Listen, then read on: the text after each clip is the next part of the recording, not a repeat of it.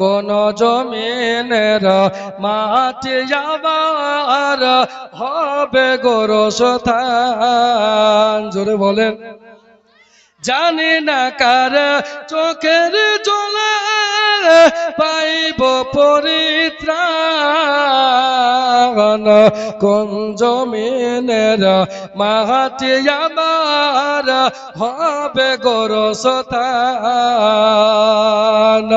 কারায় আমায় গোসল দেবে, কে আনিবে কাফন, কারায় আমায় কেঁদে কেঁদে করে দিবে দাফন, কারায় আমার পাশে বসে শোনাইবে কোরআন,